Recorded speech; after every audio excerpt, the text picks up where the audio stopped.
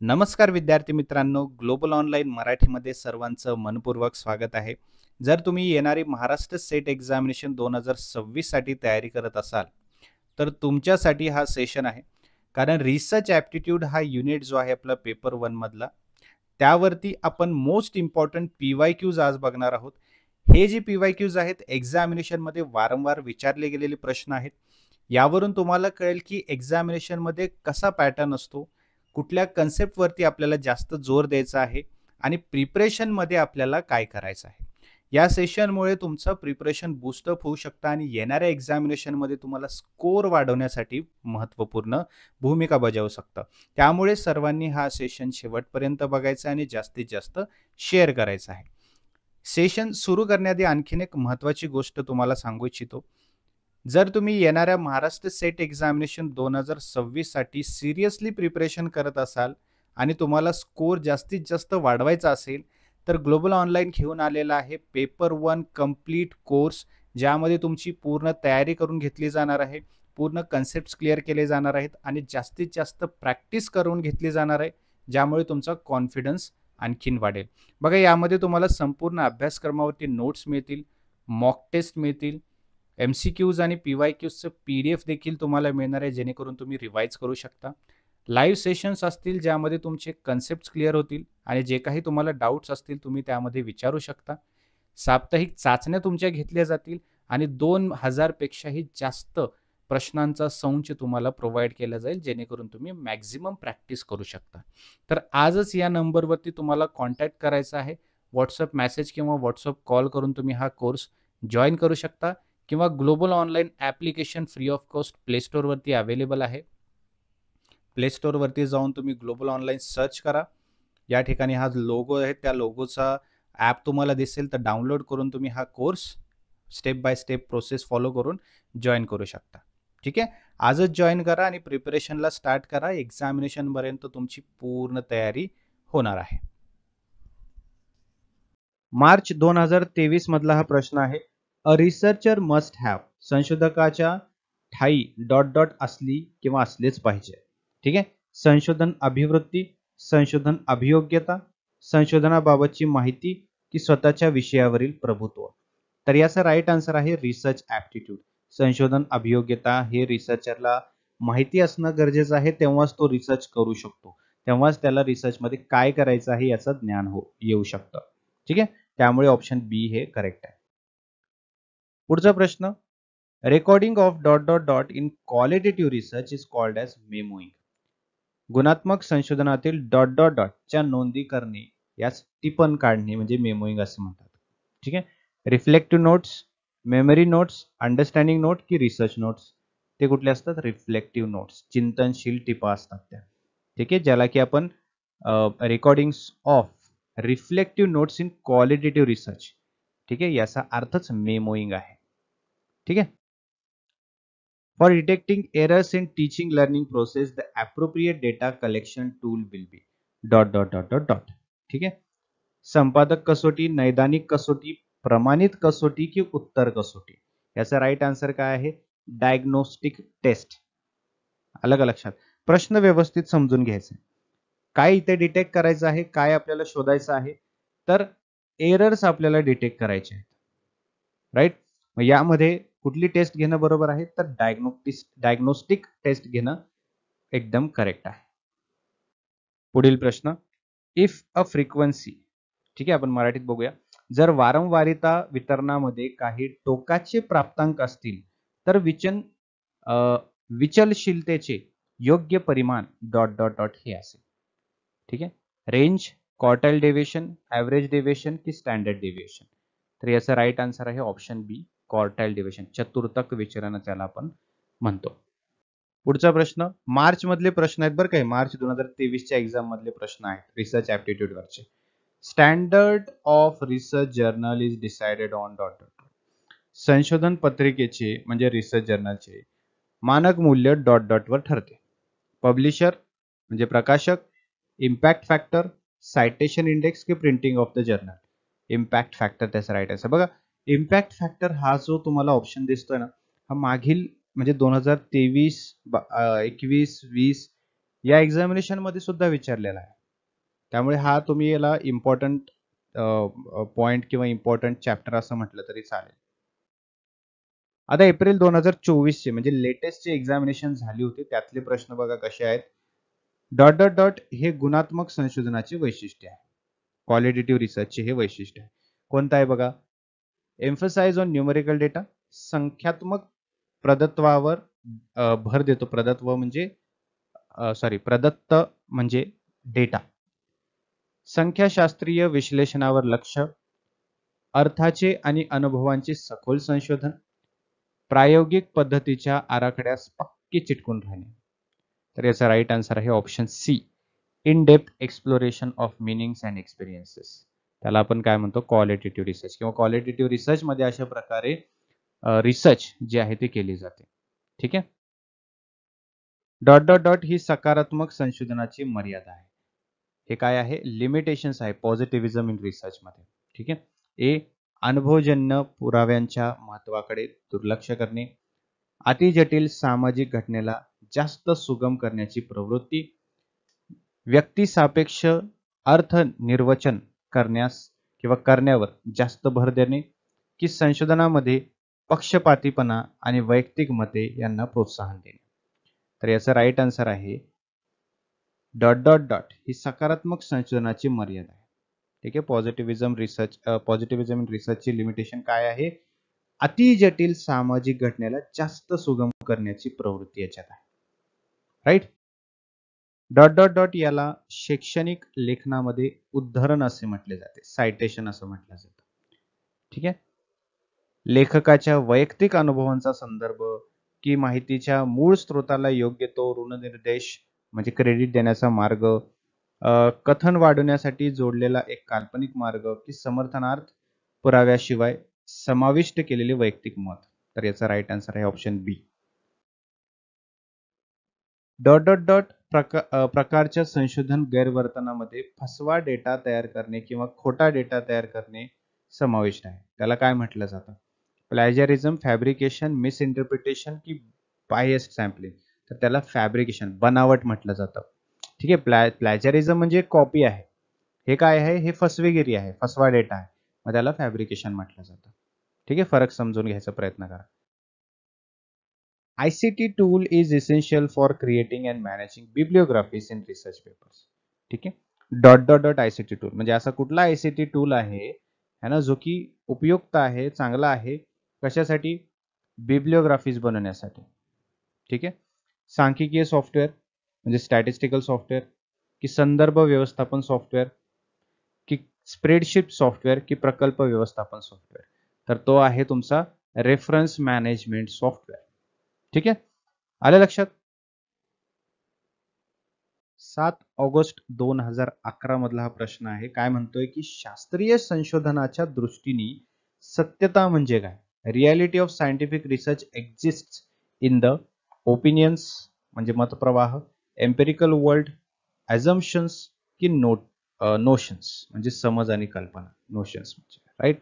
याचा right answer आहे option बी, empirical world. का? कारण शास्त्रीय संशोधन म्हटलं म्हणजे सायंटिफिक रिसर्च जर म्हटलं हे काय असणार आहे? ऑब्व्हियसली एम्पेरिकल असणार आहे म्हणजे अनुभवजन्य असणार आहे, ज्याला आपण एक्सपेरिमेंट करून, अनुभव घेऊन, सर्वे करून है ना, मोस्टली एक्सपेरिमेंट करूनच बरोबर आपण काय करतो आहे? माहिती गोळा करतो आहे. त्यामुळे याला काय म्हटलं जातं? एम्पेरिकल.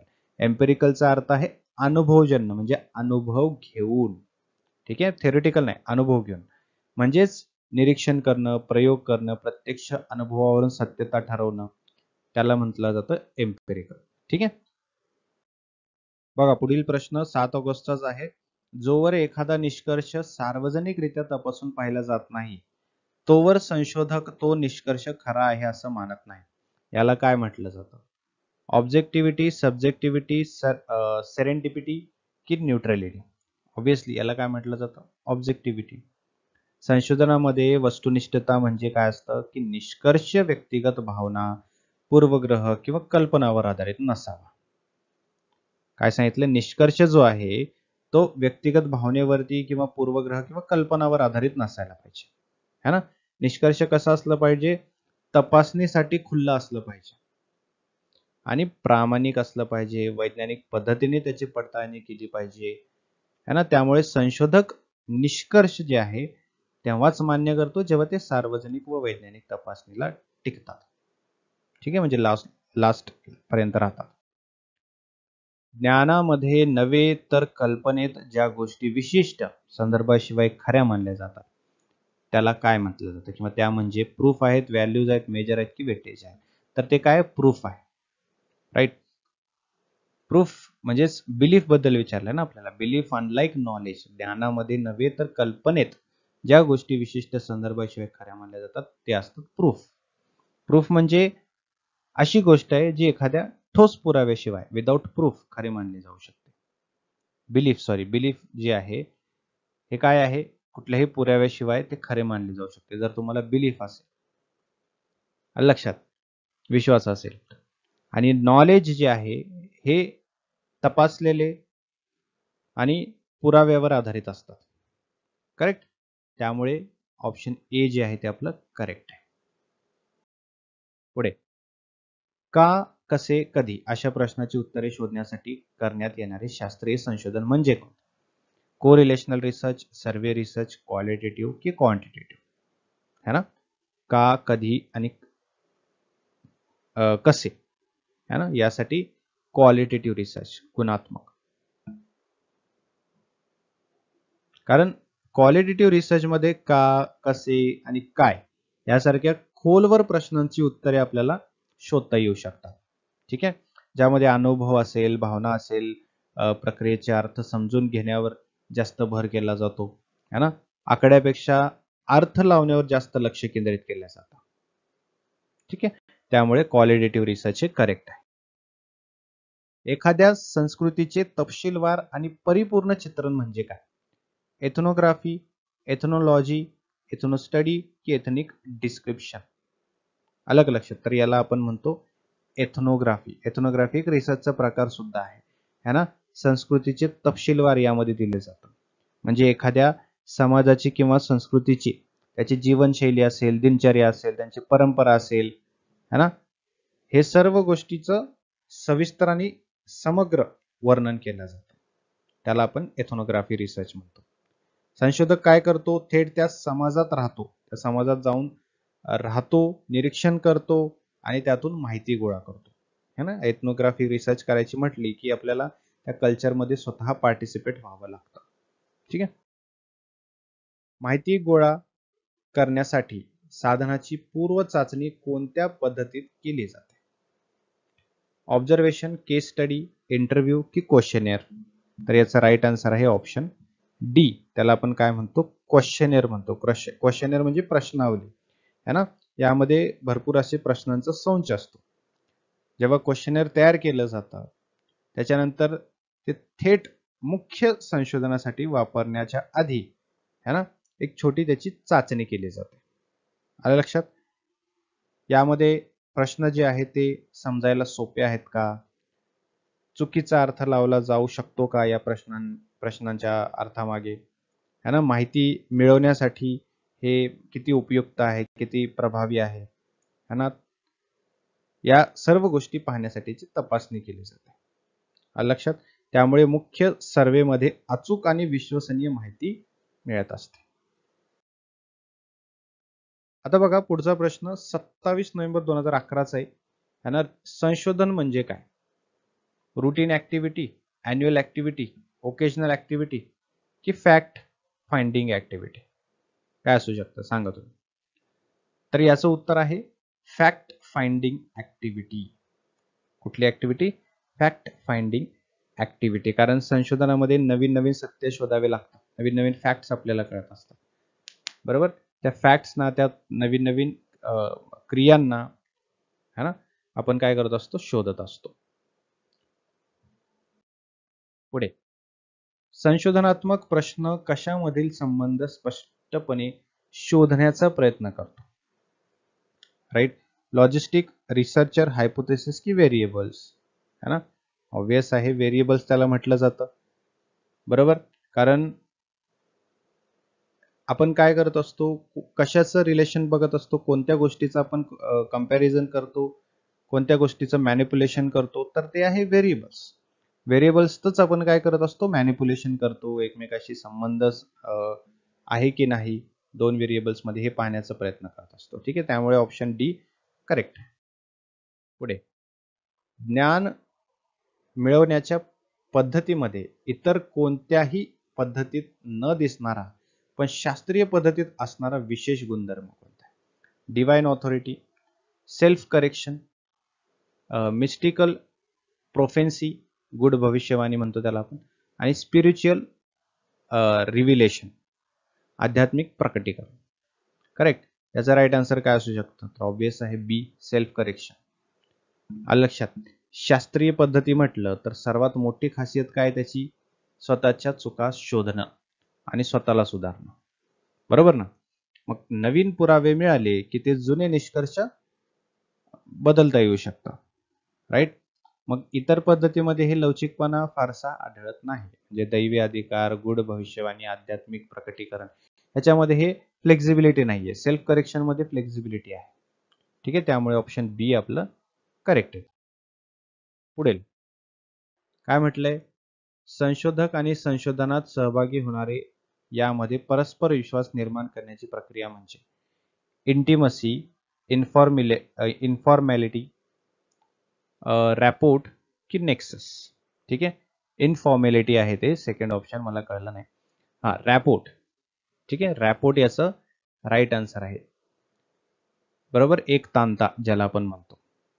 रॅपोर्ट काय आहे हे नवीन आपण ऐकलं असेल ना. रिपोर्ट आपल्याला माहिती आहे, रॅपोर्ट काय आहे? आणि याचा अर्थ असा आहे की संशोधक आणि सहभागी म्हणजे जे बाकीचे सहभागी आहेत त्याच्यामध्ये सहभागी लोक यांच्यामध्ये परस्पर विश्वास, समजूतदारपणा आणि मोकळेपणा निर्माण होत असतो. त्याला रॅपोर्ट असं म्हटलं जातं.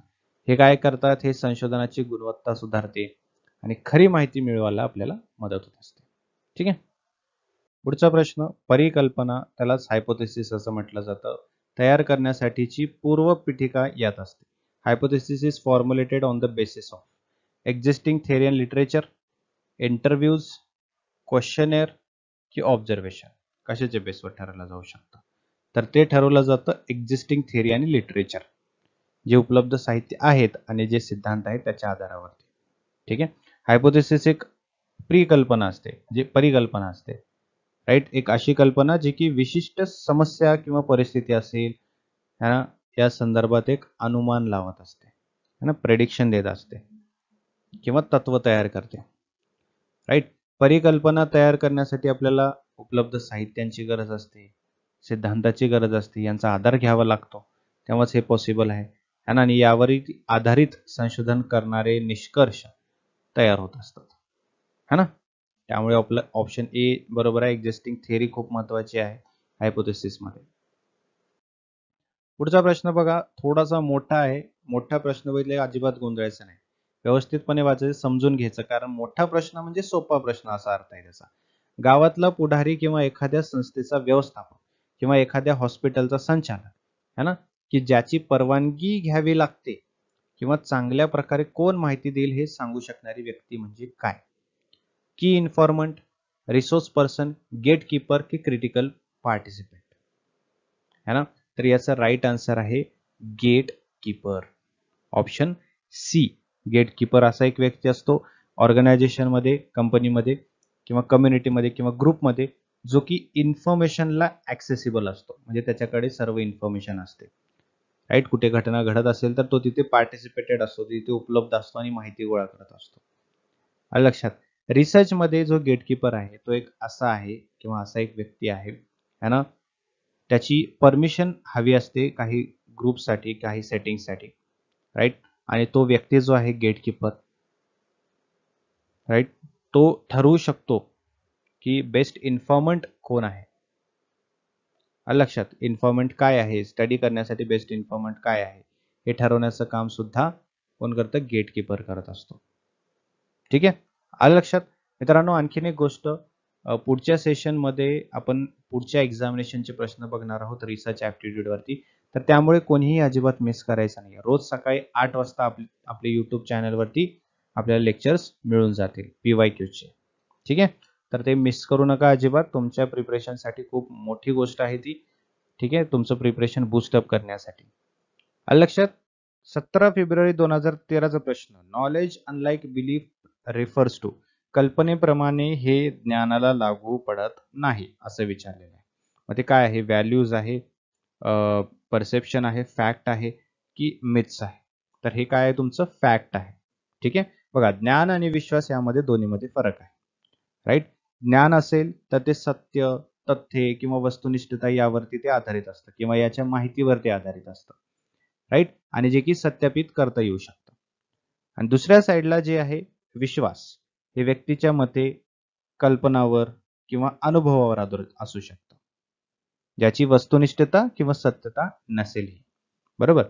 मग ज्ञान हे तथ्यावर आधारित असतं, जे प्रकटपणे सत्य असतात आणि त्याला सिद्ध सुद्धा करता येऊ शकतं. परंतु कल्पनेप्रमाणे हे ज्ञानाला लागू पडत नाही, कारण हे सत्यावर आधारित असते, ना की फक्त कल्पनावरती. त्यामुळे फॅक्ट्स हे आपलं करेक्ट आन्सर आहे त्याच्यामध्ये. आलं लक्षात? शास्त्राचे एक प्रमुख ध्येय आहे. One of the main aims of science is, ठीक आहे, पर्ज्युएशन, प्रेडिक्शन, पोस्ट डिक्शन की ॲसर्शन? याचा राईट आन्सर आहे ऑप्शन बी, प्रेडिक्शन, भाकीत करणे. आलं लक्षात? कारण शास्त्राचा जो मुख्य उद्देश आहे है ना, ते भविष्यकालीन घटनांना भाकीत करणे किंवा त्यांचे भाकीत करण्यासाठीचा उपयोग करणे असा आहे. बरोबर? म्हणजेच शास्त्राचे जे नियम आहेत, सिद्धांत आहेत, यांना वापरून है ना, आपल्याला कशा प्रकारे भविष्यात ती गोष्ट घडू शकते किंवा घडू शकणार आहे हे ओळखायला येऊ शकतं. बरोबर? आणि शास्त्रानेच सिद्ध केलेले तत्वज्ञान जे आहेत किंवा प्रयोग आहेत किंवा निरीक्षण आहेत, याच्या आधारावर आपण काय करतो? भविष्यवाण्या भाकीत करत असतो. राईट? आणि हेच त्याचं एक मुख्य उद्दिष्ट आहे. त्यामुळे प्रेडिक्शन हे राईट आन्सर आहे.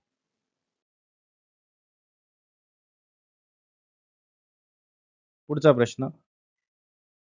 ज्या टप्प्यावर संशोधक आपली निरीक्षणे नोंदवतो किंवा नोंदवते, तो टप्पा म्हणजे कोणता? Data measurement, data analysis, data processing की डेटा कलेक्शन? तर याचा राईट आन्सर आहे डेटा कलेक्शन. कारण या टप्प्यामध्ये संशोधक आपली निरीक्षणे नोंदवत असतो. बरोबर? या टप्प्यामध्ये माहितीचे संकलन हे संशोधन प्रक्रियेचा एक एक महत्वाचा टप्पा आहे, ज्यामध्ये काय करतो संशोधक? निरीक्षण करतो, है ना, आणि त्याच्या संबंधित जो काही डेटा आहे तो कलेक्ट करत असतो किंवा संकलित म्हणतो आपण त्याला, है ना, आणि याच टप्प्यावरच ती माहिती काय केली जाते? नोंदवली जाते. करेक्ट? त्यामुळे डेटा कलेक्शन बरोबर आहे. परस्पर संबंध असलेल्या संकल्पनांचा समूह, व्याख्या आणि सिद्धांत ज्यांच्या योगे एखाद्या घटनेचा पद्धतशीर विचार मांडणे म्हणजे कार्यप्रणाली, सिद्धांत, पद्धत की कार्यकारण भाव? है ना, तर याचा राईट आन्सर आहे ऑप्शन बी, त्यालाच आपण काय म्हणतो? थिअरी. आलं लक्षात? सिद्धांत म्हणजे परस्पर संबंध, है ना, आणि परस्पर संबंध असलेल्या संकल्पनाचा किंवा व्याख्यांचा एक ग्रुप आहे किंवा समूह आहे, जो काही घटनांमध्ये, काही गोष्टींमध्ये आपली निरीक्षण किंवा अनुभव पद्धतशीरपणे सांगतो आणि त्याच घटनांमधील संबंध स्पष्ट करत असतो. त्याला आपण काय म्हणतो? थिअरी किंवा सिद्धांत. ठीक आहे. पुढचा प्रश्न. संशोधन सुरू करण्यापूर्वी उपलब्ध असलेले साहित्य चिकित्सपणे आणि व्यापक स्वरूपात वाचणे याला काय म्हणतात? म्हणजे अजून रिसर्च सुरू झालेलेच नाही आहे ना. रिसर्च सुरू करण्याच्या आधी सगळ्यात पहिला टप्पा आहे हा. काय केलं जातं? साहित्य संशोधन, साहित्य परीक्षण, साहित्य मूल्यांकन की साहित्य वर्गीकरण, है ना. तर रिसर्च मध्ये आपण शिकलो आहोत review literature, review of literature ज्याला म्हटलं जातं, पहिला टप्पा आहे, किंवा साहित्य परीक्षण ज्याला आपण म्हणतो, है ना. म्हणजे संबंधित संशोधन विषयावर आपण काय करत असतो? आधीचे लेख असतील, पुस्तकं असतील किंवा आणखीन काही सोर्सेस असतील, स्रोत असतील, ते वाचून त्याची माहिती घेत असतो. ठीक आहे. आणि यामध्ये संशोधनाचा आधीच त्या क्षेत्रामध्ये विद्यमान ज्ञान प्राप्त करणं किंवा सिद्धांतांची समीक्षा करणं ही गोष्ट केली जाते literature of review of literature मध्ये. ठीक आहे. पुढे फोकस ग्रुप डिस्कशन म्हणजे मध्ये साधारणपणे लोक सहभागी होतात 6 ते 8, 22 ते 26, 2 ते 4 की 10 ते 15? है ना. याचा राईट आन्सर आहे 6 ते 8. फोकस ग्रुप डिस्कशन यामध्ये किती पार्टिसिपंट्स येऊ शकतात, तर 6 ते 8. ठीक आहे. त्यामध्ये 6 ते 8 लोक सहभागी होतात जे एका विशिष्ट विषयावर चर्चा करत असतात आणि त्या चर्चा करण्यासाठी एकत्र येत असतात. यामध्ये वेगवेगळे दृष्टिकोन विचार मांडले जातात आणि ते मिळवण्यासाठी थोड्या लोकांचा हा समूह असतो की 6 ते 8 लोकांचा हा समूह असतो जिथे चर्चा केली जाते एका पर्टिक्युलर विषयावरती. ठीक आहे. त्याला फोकस ग्रुप डिस्कशन असं म्हटलं जातं. पुढे बघा 1 डिसेंबर 2013 आता प्रश्न आपण बघतोय. पहिला प्रश्न आहे गुणात्मक संशोधनातील नमुना निवड ही संख्यात्मक संशोधनातील नमुना निवडीच्या डॉट डॉट या प्रकारासारखी असते. सिंपल रॅन्डम, सिस्टमॅटिक, कोटा की पर्पजिव्ह. राईट. याचा राईट आन्सर आहे पर्पजिव्ह. ठीक आहे. पर्पजिव्ह सॅम्पलिंग आपली नॉन प्रोबॅबिलिटीज सॅम्पलिंगचं एक मेथड आहे. यामध्ये गुणात्मक संशोधन है ना, त्यानंतर पर्पजिव्ह नमुना निवडला जातो ज्यामध्ये रिसर्चर एक विशिष्ट वैशिष्ट्ये असलेल्या लोकांना किंवा घटकांना निवडत असतो. राईट. आणि जे की रिसर्च मध्ये किंवा रिसर्चच्या ऑब्जेक्टिव्ह उद्देशासाठी योग्य असतात. याचा इक्वली प्रकार संख्यात्मक संशोधन देखील आहे जिथे शोधक आपले नमुना खास उद्देशासाठी निवडत असतो. ठीक आहे. त्याला पर्पजिव्ह म्हटलं जातं. Close ended questions are those that पर्यायबद्ध प्रश्न हे डॉट डॉट डॉट आहेत. ठीक आहे. मग ते काय आहेत? मूलभूत लोकसंख्याशास्त्रीय गुणधर्माशी संबंधित असतात की दीर्घ प्रतिवादाला प्रोत्साहन देतात की कुठल्याही उत्तराची शक्यता नाकारतात की संभाव्य उत्तराची विशिष्ट व्याप्ती असणारे असतात. तर त्याचा राईट आन्सर आहे ऑप्शन डी करेक्ट आहे. Have a fixed range of possible answers. ठीक आहे. पर्यायबद्ध प्रश्न जे असतात है ना, हे असे प्रश्न असतात ज्यामध्ये दिलेल्या पर्यायामधून एक किंवा अधिक उत्तर निवडण्याची आवश्यकता असते. बरोबर. आणि हेच प्रश्न उत्तर देणाऱ्याला निश्चित पर्यायामध्ये निवड करण्यासाठी मार्गदर्शन करत असते. ठीक आहे. त्यामुळे ऑप्शन डी आपलं एक्झॅक्टली बरोबर आहे. आंतर सांस्कृतिक अभ्यास cross cultural studies are example of कशाचं उदाहरण आहे? केस स्टडीचं, कंपॅरेटिव्ह स्टडीचं, एक्सपेरिमेंटल स्टडीचं की क्रॉस सेक्शनल स्टडीचं? याचा राईट आन्सर आहे ऑप्शन बी कंपॅरेटिव्ह स्टडीचं हे उदाहरण आहे. ठीक आहे. पुढे संशोधन आराखडा म्हणजे काय? रिसर्च डिझाईन कशाला म्हटलं जातं? सैद्धांतिक आधार नसलेले संशोधन करण्याचा मार्ग की ऑप्शन बी गुणात्मक व संख्यात्मक पद्धतीपैकी एक पद्धतीची निवड की ऑप्शन सी संशोधन फलिताचे सादरीकरण करण्याची पद्धत की ऑप्शन डी संकलन व विश्लेषण यासाठी तयार केलेली चौकट माहिती. रिसर्च डिझाईन काय असतं? संकलन आणि विश्लेषण यासाठी तयार केलेली चौकट माहिती. समजते? Framework for every stage of collection and analysis of data. जेव्हा आपण रिसर्च करतो, काय आपल्याला डेटा कलेक्ट करायचंय, काय आपल्याला कसं अनालाइज करायचं, हे पूर्ण स्ट्रॅटेजी बनवले जातात, त्याला रिसर्च डिझाईन असं म्हटलं जातं. आलं लक्षात? थोडक्यात आपण बोलायला गेलो तर हे एक ब्ल्यूप्रिंट आहे तुमच्या रिसर्च प्रोसेसची. आलं लक्षात? त्याला आपण रिसर्च डिझाईन असं म्हणतो. पुढे डॉट डॉट डॉट परिकल्पना ही विशिष्ट निरीक्षणावर आधारित योजना असते. डायरेक्शनल, नल, डिडक्टिव्ह की इंडक्टिव्ह? तर याचा राईट आन्सर आहे inductive. Dot dot dot hypothesis is proposal based on the specific observation, ते असतं इंडक्टिव्ह. ठीक आहे. त्यालाच आपण काय म्हणतो? प्रवर्तनात्मक. राईट. आता हे जे प्रवर्तनात्मक परिकल्पना आहे हे एक विशिष्ट निरीक्षणावर आधारित असते. राईट. आणि इंडक्टिव्ह मेथड परिकल्पना म्हणजे विशिष्ट निरीक्षणावर आधारित एक प्रस्ताव असेल ज्यातून सामान्य सिद्धांत किंवा नियम तयार करण्याचा प्रयत्न केला जातो. ठीक आहे. पुढे which one of the following is the most important component of normative research? Survey, participatory observation, deductive method की फील्ड वर्क? है ना. तर याचा करेक्ट एक्झॅक्ट आन्सर आहे डिडक्टिव्ह मेथड. म्हणजे इंडक्टिव्ह आणि डिडक्टिव्ह असे दोन विचारलेत आपल्याला, है ना. मग आपल्याला लक्षात आता आला असेल की 2011 पासून ते आता 2013 पर्यंत आपण प्रश्न पाहिलेले आहेत. उद्याच्या सेशनमध्ये आपण त्याच्या पुढच्या वर्षाचे प्रश्न बघणार आहोत. है ना? तर हे सर्वच अभ्यास करणं खूप गरजेचं आहे. आणि एकही सेशन मिस करायचं नाहीये. कारण पी-वाय-क्यूज जर आपण व्यवस्थितपणे केलं, तर आपल्याला एक कळून जाईल गोष्ट. है ना? की आपल्याला कुठल्या गोष्टीचा जास्त अभ्यास करायचा, कुठल्या गोष्टी जास्त विचारल्या जात आहेत, रिपिटेटिव्ह क्वेशन्स कसे येत आहेत, है ना? त्यामुळे पी-वाय-क्यू सेशन खूप जास्त महत्त्वाचं आहे. राइट? सो असेच बाकीचे सेशन सुद्धा अटेंड करा. अजिबात कुठलेही मिस करू नका. ठीक आहे? डिडक्टिव्ह मेथड याचा राइट आन्सर आहे.